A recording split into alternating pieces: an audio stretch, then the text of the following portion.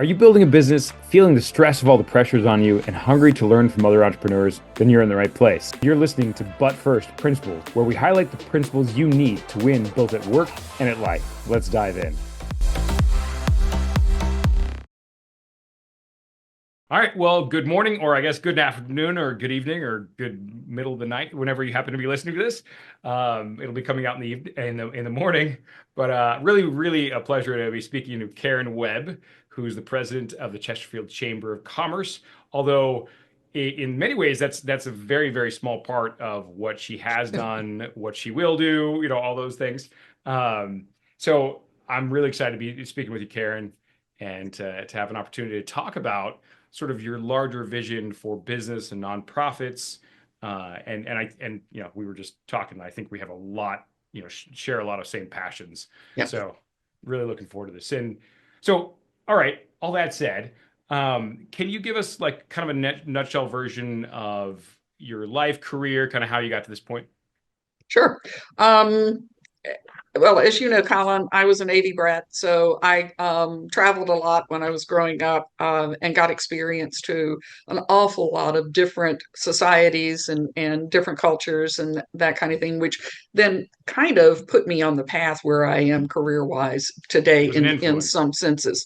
Yeah, and I loved being a military brat. I was one of those very strange kids that absolutely loved it, but it held me in good stead with the lessons it taught me, and more so from an acceptance point of view for different kinds of businesses, different kinds of cultures, different kinds of communities, that kind of thing.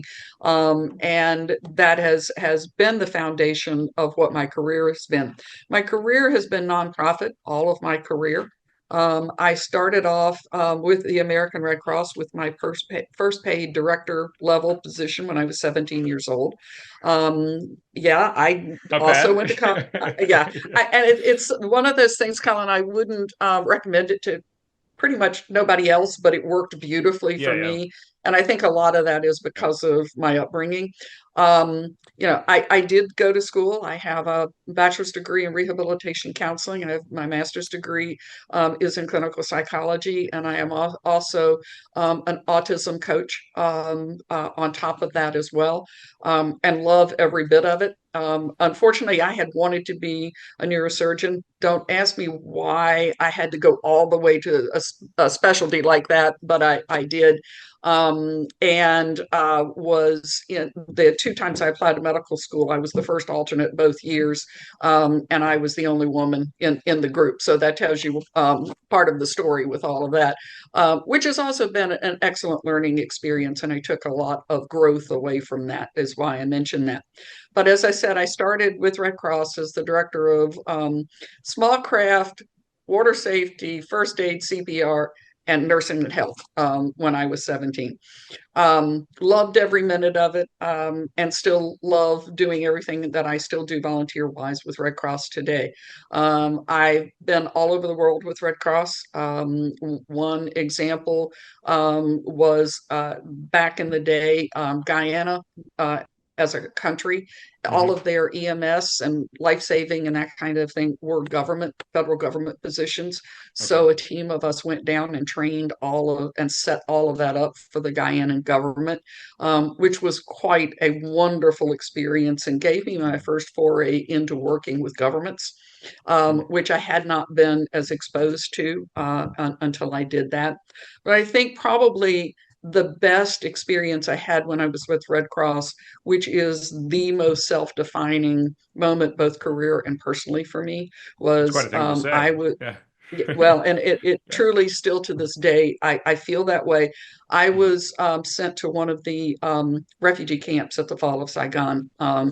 And Wow. so we were part of, I think, about 250,000 Cambodian, Laotian, and Vietnamese refugees as they were being brought Wow. out of Vietnam right after the fall of Saigon. And I was there for 6 months, again at the age of 17. So talk about a development piece for me and a molding piece for me, and the opportunity to learn what service is, number one, but also to learn what structure is that is successful for businesses. And I still hold that in good stead today. Yeah. From that, I also got my adopted daughter. So at 17, I adopted a 7-year-old. And I didn't know that. Yeah, yeah, that's wow. Wow, uh, that's fantastic. Wow. and just very briefly, she's wonderful. I have two grandchildren from her. They live in San Diego. She's a civil engineer, just like her grandfather was, and incredibly proud of Lee and what she's done in since she's been here in the United States. And her family's wonderful. Obviously, they're mine. So what else have I got to say? Yeah, right. It's great. You know, but from there, I went through Red Cross all over everywhere. My last station with them was in Rhode Island, which again, because I was more, we were more in southern naval bases than we were in others, particularly. So being in New England and working in the Northeast was quite an experience, which was fantastic and gave me a whole different education than I'd ever had before. Yes, I used to have people who back then my mother's from North Carolina, so her accent was terrible. And I worked hard to get rid of it most of my life. And I knew I had to when people would call me just to listen to my accent when I was up in Rhode Island. So, I learned real quickly what prejudices were and what differences were. So that was great. From there, I came to Richmond. My mother had been diagnosed with breast cancer, so I came home to be daughter to her at that point in time. She um, went into remission and lived to the ripe old age of 89. So that was a good thing all the way around. But what that did was it gave me opportunity to look at other businesses and other nonprofits. I worked at University of Richmond for a couple of years, and while I loved every minute of it, it wasn't service oriented enough for me. So I then went with the Make-A-Wish Foundation and stayed with them for 19 years and had everything from the chapter exec for the small chapter here in Virginia all the way up. My last position with them was I was the chairman of the National Leadership Council for the entire American group of Make-A-Wish. Oh, again, talk about a learning experience from Yeah. all Oh, wow. over. Yeah. And part of what I think, other than the heart part of granting wishes to children with life-threatening medical conditions, which, they each own a place in my heart at this point in time still. Sure. Yeah. But I think learning to not only be a better leader myself, but to develop others into leaders. Because we used to do a lot of leadership development with boards of directors or incoming chapters that we were trying to grow, or those kinds of things, which was a phenomenal learning experience for me and everybody around me that we got to work with. So it was wonderful.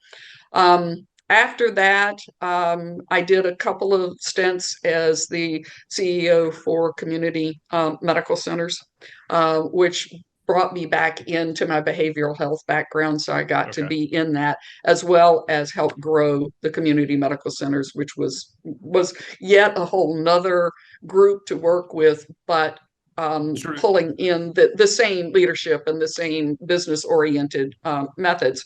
And then after that, Wait, so just sorry to interrupt, yeah, the community medical centers, do you mean it's like urgent care kind of thing, or what does that mean exactly? Or do you mean no, just these small these hospitals were in not. small places, or Yeah, what is these it? were Yeah. nonprofit clinics. For example, the two bigger ones I did, one was outside of Baltimore, and it was for the majority of those patients were that gray area patient who didn't get assistance but couldn't get insurance as well. So we had everything from behavioral health, physical health, gynecological health, you name it. It was a full service clinic Got it. for As that a group. nonprofit Right. institution. Yeah, got it. Right. Okay, that makes Right. sense. Yeah, makes And I sense. did one like that also in Fredericksburg, which was a lot of what we did were immigrant because of all of the immigrant farm workers that were there. And Mhm. again, some gray area things. But with that one, it was a Christian ministry on top of it all. So it was a whole different environment.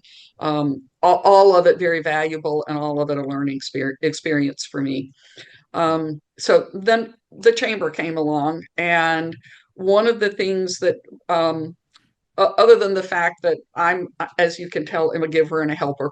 And it doesn't matter to whom, and businesses, especially small businesses, need all of our support and help. And it was a way I thought I could take the business and leadership side of what I'd done in the nonprofit world, and put it into the business world, and see, how we can build resources and build networks for these businesses of all sizes, but especially small businesses, Yeah. to help them grow, create, and survive in what we're doing. So that's Karen in a nutshell. That's great. Thank you. Actually, and was there something about the Ronald McDonald House? Somehow I remember that. Was Yeah, there a stint or something? we worked hand in hand and did some real strong partnerships when I was with Make a Wish with Ronald McDonald Yeah. House as Okay. well, Make a and wish. so that's where that came in. Uh-huh. Okay, because I just remember that being mentioned. Well, anyway, Yeah. neither here nor there, really. But Yeah. okay, so and in fact, you know, I love extracting, larger ideas out of our particular experiences. I think it unites us. It helps us to function better. Right. And that's what the whole idea of principles, right?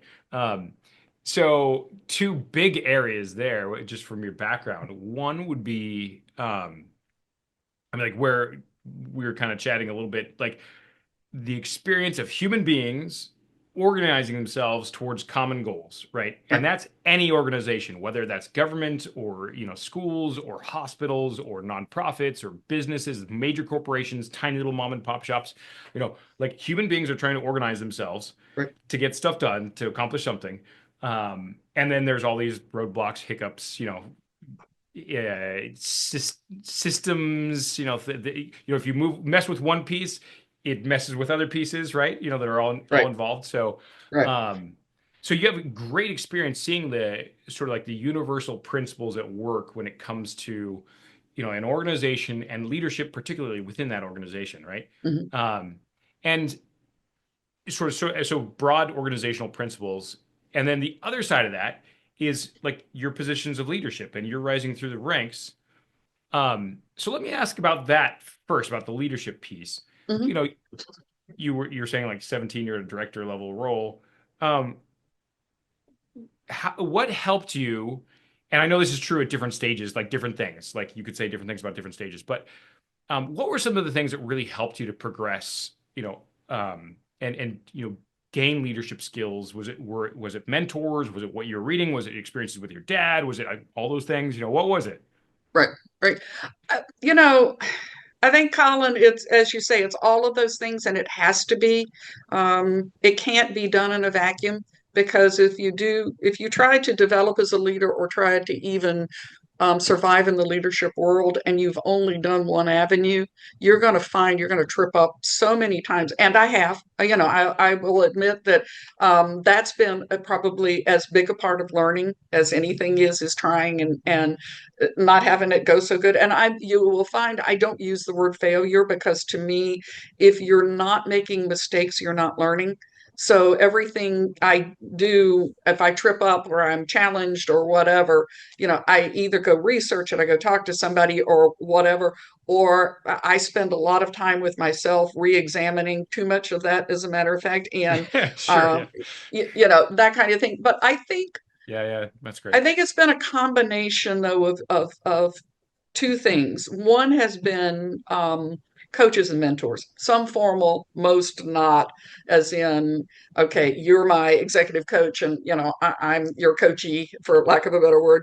But it's been, when my first coach was a man by the name of Dutch.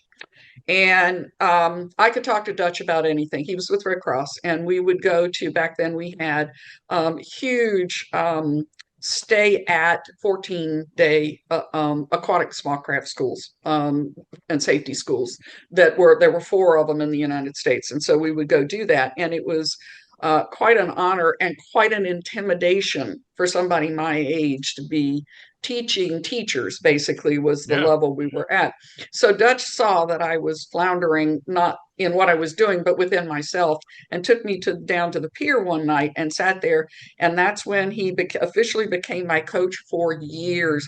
And I knew when I had done something he wanted to coach me through, the way he referred to me was I was girly girl. But Dutch would listen. Yeah. He would criticize. He would look at me very honestly and go, Karen, you've got to be kidding me. Did you really? But it was Yeah. done in a way that wasn't negative or blaming.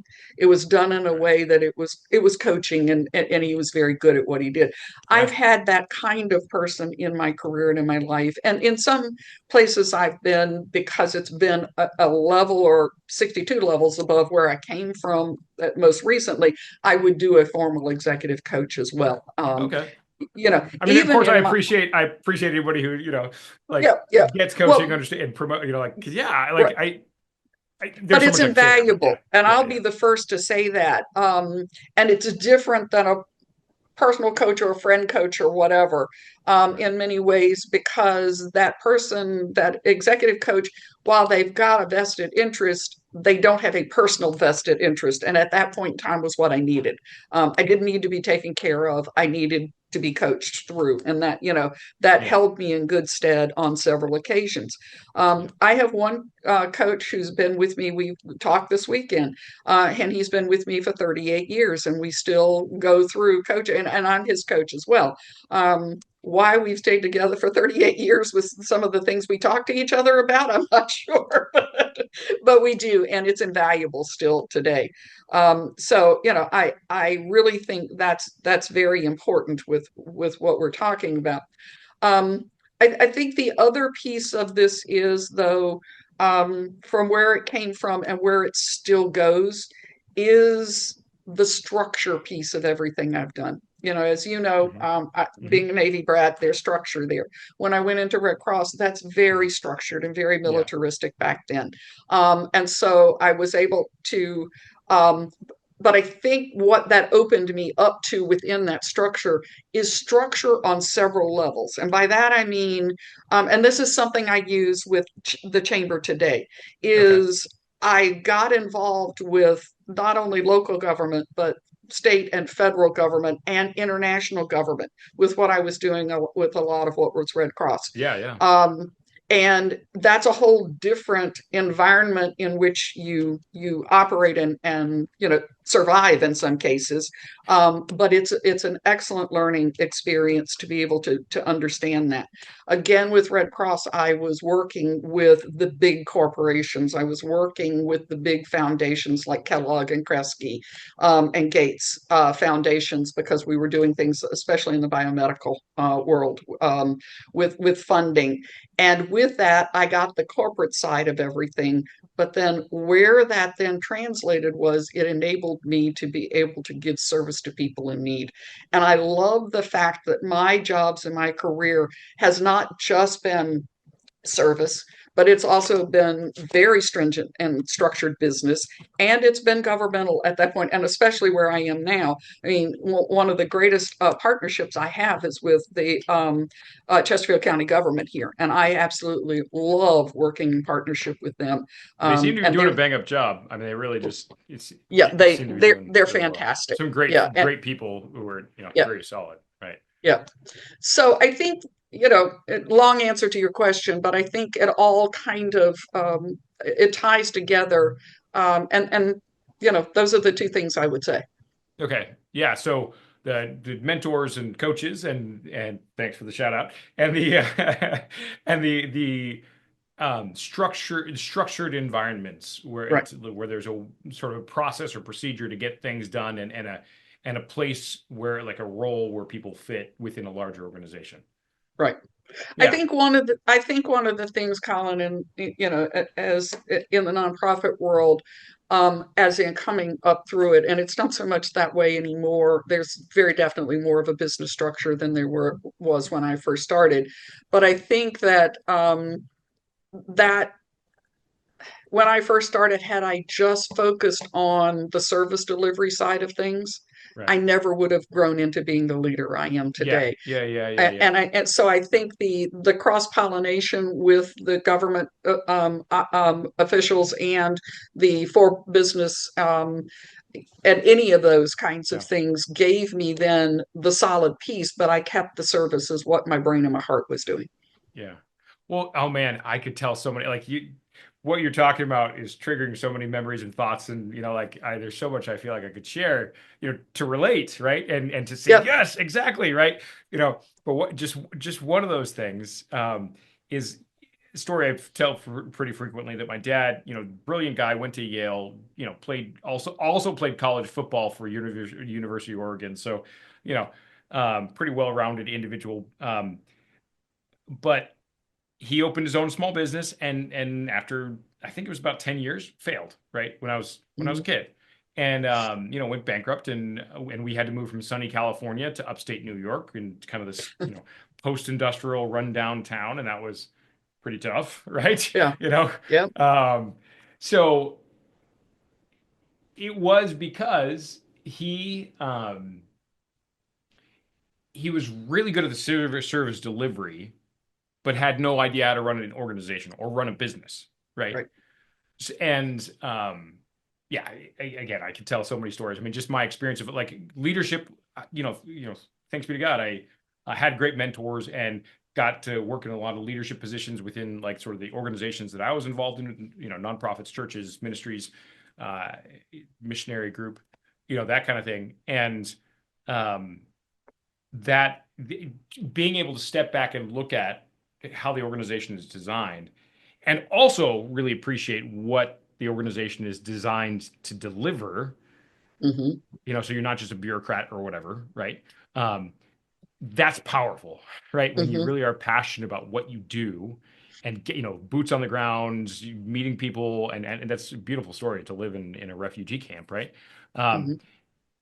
but also to appreciate like there's a lot of machinery that goes into, like a great example, and forgive me if I'm going on and on, but like the like Navy SEALs or any special forces. I Yeah. work with some trainers who help to train special forces, right? And they they'll be the first to say like not everyone is meant to be, a Navy SEAL or a Delta Force or Right. whatever, right?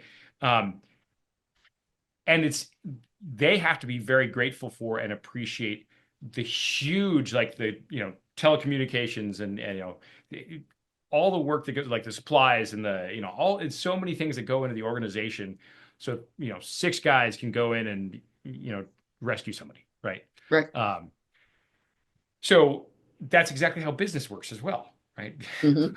Long story short. Right. um and so why the Chamber of Commerce? I mean, you did all these things and like Chesterfield Chamber, like what's that on the map? Whereas like Red Cross, big name, household name. So why Chamber of Commerce? Well, I think it's again two reasons. One, I've spent my entire career giving of my heart, and after a while, you get tired, and you're not as effective. And I think that's where I found myself going, Mm, of never being gived out, but at the same time, not having the capacity to do, for example, when I was with Make a Wish, I was part of granting probably in one way or another, granting over 4,000 wishes while I was there. yeah. Which is And while that magical, was, but it's it's yeah, magical, but but it after a while, you don't have the same propensity to give at that level just because you're worn out, basically, is what yeah. it is. Oh So man, yes, yeah, again, I get like I in some interesting ways we have very similar backgrounds. I yeah, yeah, we do. 100%, right, Yeah. Yeah. right. And so you understand what I'm saying. It's not that I still don't love it. And anybody can tell, I Yeah. still bleed Make-A-Wish blue and my heart is Red Cross, and the two always will be. Right. And I still volunteer. So I'm getting that giving portion. I think the thing about why I wanted to come to Chesterfield Chamber, number one, I saw how Chesterfield County was growing. And that's exciting and an exciting time for the county and for the businesses in the county, number one. Mhm. Number two, I have a lot of experience in bringing different business groups together. I mean, one of the things, and you know this as well as I do, Colin, when you're trying to raise donated dollars for a nonprofit, you're talking with the C-suite at IBM. I mean, you're working with every level of You have to everything. interface, right? And especially if it's Right, some impact, impacting an area. Like there's also local government that gets involved. Yeah. So right, right, there's right. interfacing with a lot of. Right. Right. So I had that background and that, and that capability from doing what I had done at the levels where I was in leadership with both nonprofits. Um, and chambers need that right now, not just Chesterfield Chamber, but I think all chambers need that. And I'm listening when I do, some of the President's Council stuff with the chambers across the country. You hear the same kind of thing of we're really focusing on trying to bring all segments of business together, one for the network it can build, but also for what the resources are that we each have to give at every sector of this. And I think networking, and again, you and I've talked about this, and pretty much do it every day. But networking is a skill. It's not just it just doesn't land on Doesn't you, just and happen. you Right. know Yeah. how to Right. do it. And Right. one of the things about being in large national, international nonprofits that I learned was how to network, because you had to network with your entire massive network. If I had a problem when I was with Make-A-Wish, I had a good friend who was the president and CEO in Florida. So I could Hmm. pick up the phone. She and I could talk about, hey, this is happening. I don't know, this kind of thing. And so I had that humongous network with them. In little business, you don't have that naturally. So it has to be built. And that's one of the things I come in with for the chamber, is knowing how to network, knowing how to build small, medium, and large networking groups, and the education that goes along with that. Hmm. And so that was the reason I said yes to Chesterfield Chamber, Oh, as that's well as great. all the So yeah. people I've met are really great to work with. So, that helps too. Yeah, absolutely. No, it's yeah. Um, so you want to be able to bring that. Well, first of all, so it's kind of a reset, kind of a like fresh challenge, and Right. then you wanted to bring the background, really the ability to bring these different like sizes of business and local government and nonprofits, bring them all together, Right. right? Exactly. And so what and we again we sort of started to talk about this a little bit before we started recording the podcast, but what what's your why? Why are you passionate about what you do and bringing people together and coordinating efforts? Why are you passionate about that? I think because there's so many resources that even within our own sector, we don't realize the resources we have to help our communities and Mm, to help each other in what we're doing. mm, And I think that is something I've always been passionate about, even when I was in the service delivery side of things, is to try to marry donors with what the mission was. It's an engagement piece. Well, it's no different than what we're doing here at the chamber, is trying to get people to engage with each other and try to see, you as an executive coach, well, how do I get you in places where you can engage with others that can benefit from what you have to offer? And I think it doesn't matter. And now I'm going to get on my soapbox about my one thing that you and I've talked about. And that is the fact that nonprofit and for profit businesses are no different except for tax status. And yeah. if this is all I do while I'm with this chamber, to get to all of us to the point where, I'm selling a widget, whatever it would be, business, that has resource potential for making our communities better. Nonprofit Yeah. service makes Yeah. our communities better by making things more equal as far as what resources are available and what we can do. But that widget, if I as a nonprofit know the widget maker is part of that, they become part of the resource piece. And there are resources that the for profit businesses can give to the nonprofit, with the obvious reason being, example being donations and board members and volunteers, obviously. But there's so much more than that. And we find with those kinds of donors, and then bring it into the chamber world, the businesses that get involved on a wholesome level with our community is important. It takes each and every one of us to be able to build that community, and you can't build it without all of us. And so we have to realize that we each are part of that network. And that's what I want to see for this chamber, is the fact that no matter what size business you are, whether you're for profit or nonprofit, government, education, whatever, we all have a role to play in making Chesterfield County be the best that it can be and the most served that it can be. And Yeah. that's pretty much me. Oh man, ugh, again, like I have to hold myself back because like just the importance of local government, local structures, local institutions, uh we tend to think, and here's my little bit of a soapbox, right, if you will. We tend to think in atomized ways, like I'm an individual, Hmm. my little life, it's about my fulfillment, it's about my, and or we think of like human beings as a nation or like government, like sort of federal government level, right? And there's this huge Hmm. gap between federal government, and I'm speaking, as an American, Structure. Yeah. general terms, federal government, and then me like enjoying my McDonald's or like whatever as like an atomized individual.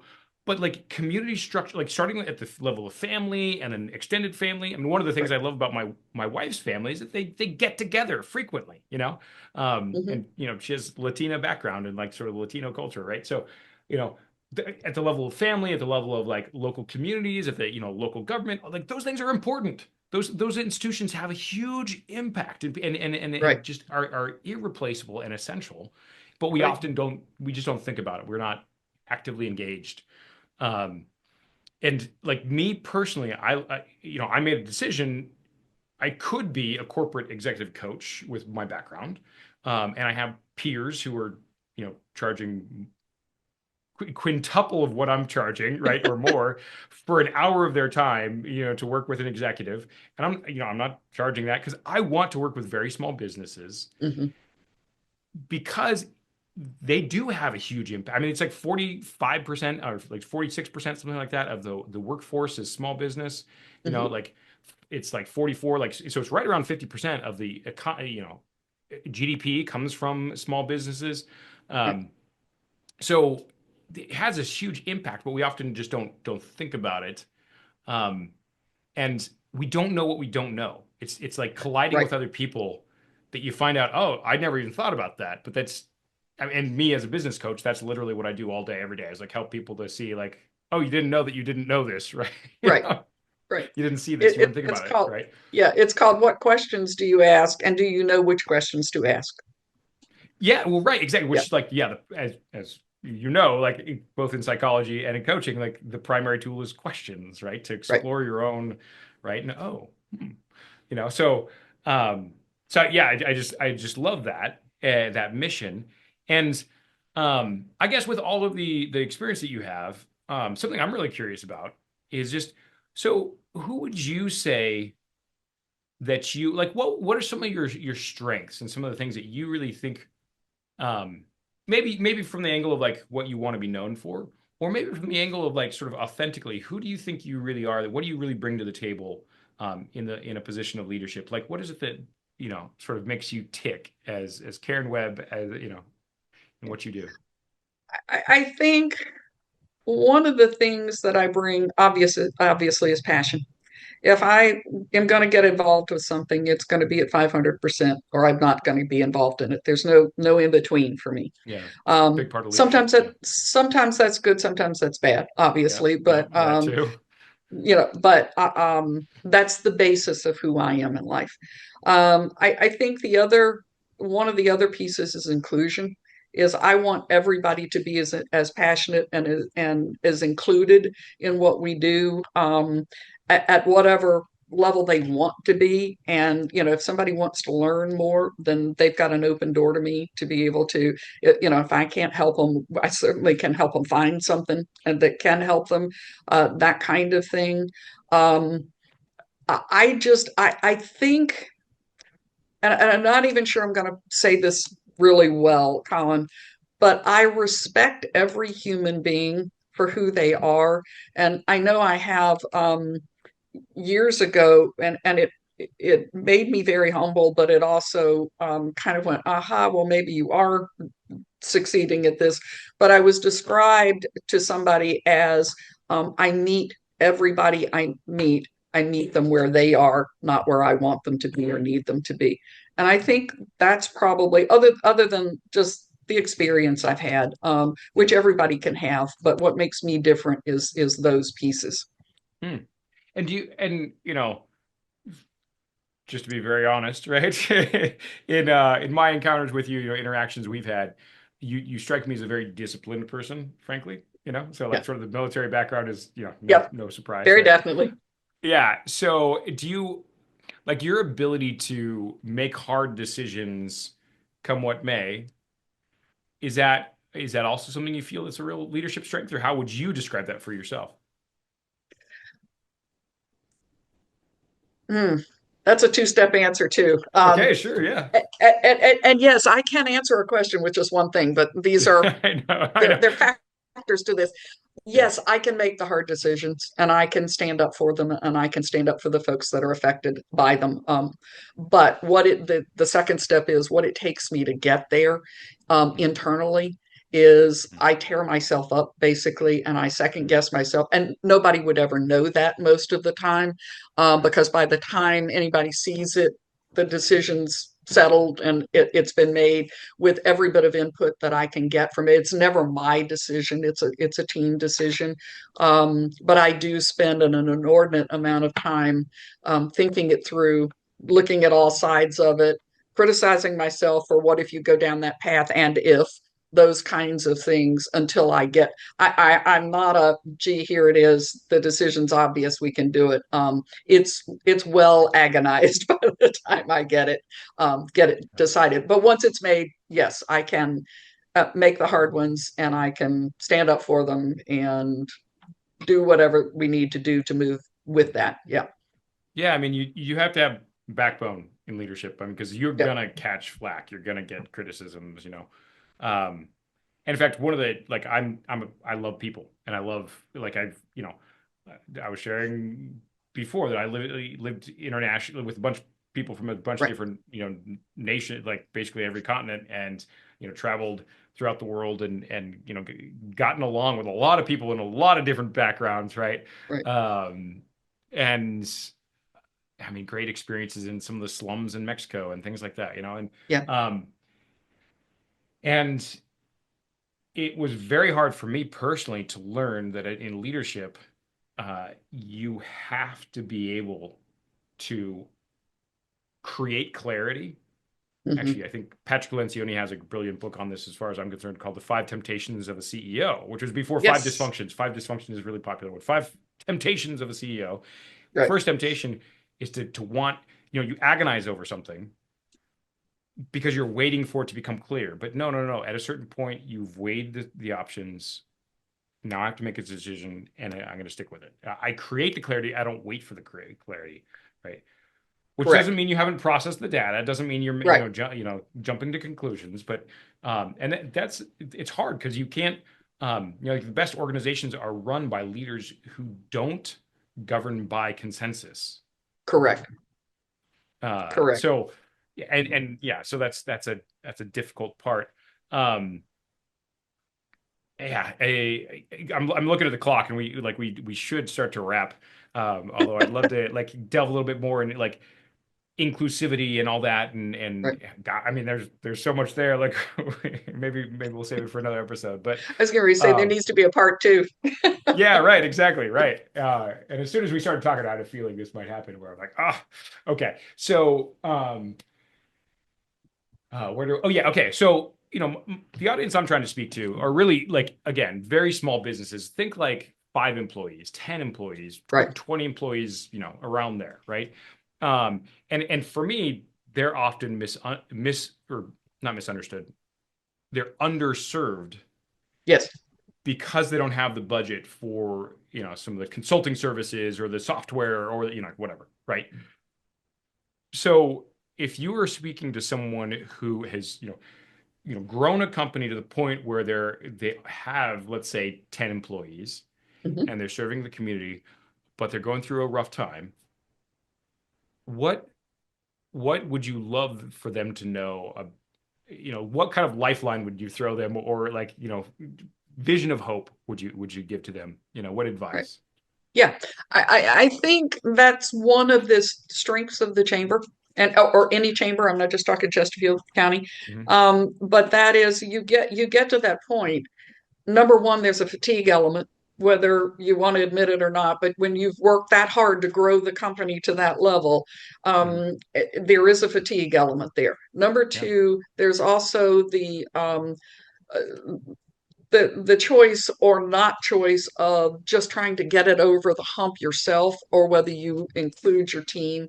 And again, that's a structure you need to figure out on, based on your business as to how it's structured and how it's Yep. set up. The But I model. think Yeah. the biggest piece that of advice I would give would be to have, with some help, identify a business that's already a chamber member that has already overcome that hurdle, and put them together to have them kind of mirror each other as they go through the next, because both can use it at that point in time, instead of bringing somebody who's got 50 employees, and telling them, well, it's going to be okay, because Right. today it doesn't feel okay, and that's not Yeah. what you want to get across. um, Right. Right. but I Right. think that also the other piece, on this, I would say, is I would lead them back to what their passion was to start the business, and get them back in touch with that instead of where they are structurally. Yeah, no, right. I mean, if you have strong enough why, you can endure anyhow, right? So you Right, can get through it. Well, yeah, I mean, yes, that's a fundamental, one of those fundamental principles, first principles, right? Which is right. always come back to those. Awesome. So along those lines, do you feel comfortable sharing maybe a moment when you know, in some way were in charge of a small team, um, and really struggled with a moment of growth and like maybe a difficult moment that and what got you through? Yep. I will tell you, my first staff when I was with Make-A-Wish, because we were so small, there were, including me, there were three and a half staff for, Okay, sure. Yeah, right. um, and sometimes I think I was the half staff and everybody else was doing the work of everything. I was just the cheerleader. But we got to the point where we needed to grow, because we became, instead of just Central Virginia, we became the state of Virginia, which is a whole different mindset and a whole different structure. And the people that I had on board, for the most part, were not able or willing also to make this a bigger structured business orientation kind of event. And they didn't understand that the basis of what you do in a nonprofit at that point is highly dependent on volunteers, both service and governance, and that we have to pull that together. And I ended up losing all but one halftime staff, all at the same time, which they were wonderful, lovely people. I had nothing and didn't want to lose them, didn't whatever, but it was the right thing. And it was the best thing that could have happened at that point in time, because we were then able to hire the next level who had that broader experience and that business experience. And believe me, it kept me up for months at night, trying to deal with the human side as well as the structure sides, as well as knowing in the end result, the service recipients were really all that could matter in this decision making process. And it was some of the toughest times, and some of the toughest decisions I made. And I will tell you, and I'm not saying it because of where, the position I'm in now, networking was what got me through it. It absolutely got me through it, How so? because, How so? Yeah. well, I think there were other people going through some of the same kinds of Oh, growth patterns. right. Okay. And so, number one, I knew it wasn't me. Right. I Not people tend to alone. blame Yeah. myself for everything. So I think that was the Which I biggest was, piece of it. yeah, I was curious what, Um, like, how you question yourself. That's actually right, a question, like that. right. And what Yeah. could I have done wrong? And if somebody else had been here, would have it have Yeah, been different exactly. and Right. smoother or Yeah. whatever. Yeah. Yeah. Second of all, I think, Colin, and I think a lot of us kind of forget this because it's not the fun part, but I put together a very solid operational plan, not strategic plan at this point, but an operational Just to plan. operate. Yep. Yep. Yeah, and how did I get from day to day or month to month, or and then what was the ultimate goal from this growth pattern that I was doing, and what was it going to take? And was I willing to fight for what it was going to take? And the biggest piece was donor dollars, because I had to bring on staff and higher level staff, and I had to bring on more staff. And how did And you I need dollars for that. prove, Yeah. right? Yeah. And Right. how did I prove the investment value to a donor that was all of this? And so there was a lot of behind the scenes planning, a lot of structuring, quite frankly. But the biggest piece, honestly, was the networking, because I was networking with people who'd already been through this. I was networking with people who were going through it at the same time. And as we were talking to each other about what we were doing, one of us could say, "Hey, I tried that, but that's a mistake. Don't do it." So that was the key to all of it. Yeah. Well, it's, I mean, which, and also I can see how looking at it from that angle, all the more reason to then take a position as president of the Chamber of Commerce, Yeah. right? Because that's, such an invaluable thing. And it's actually, I mean, again, speaking personally, one of the reasons that I'm really passionate about doing group coaching as well as like one-on-one coaching, because Mhm. when you can share sort of the mastermind idea, right? Like, I mean, that's what you're talking about.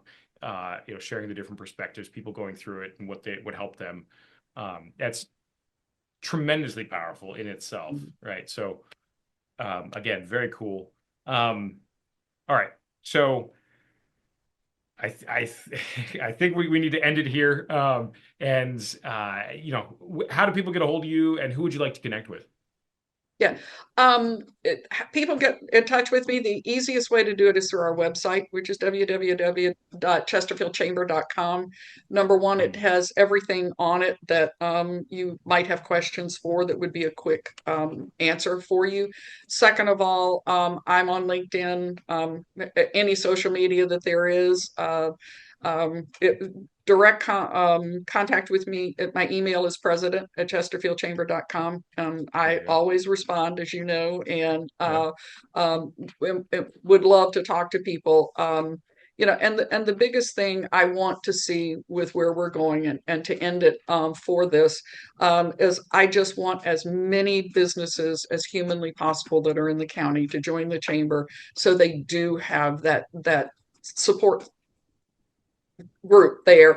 And yes, I know we overuse the word networking, but I can't underline it enough how important it is in everyday business, and what a valuable tool it is to each and every one of us to be able to learn from each other and to be able to support each other. And the biggest thing is to be able to celebrate each other. yeah. Boom. There you go. You got it. All right. Well, Karen, I really, really appreciate it. And, again, I'm definitely looking forward to another opportunity to chat with you about these sorts of things. There's even just like your psychology background too. I'd love to Yeah, delve into that, and, anytime, so a anytime. lot of things there. So, really appreciate it. And, Sure. yeah, thanks for joining. Okay, take care.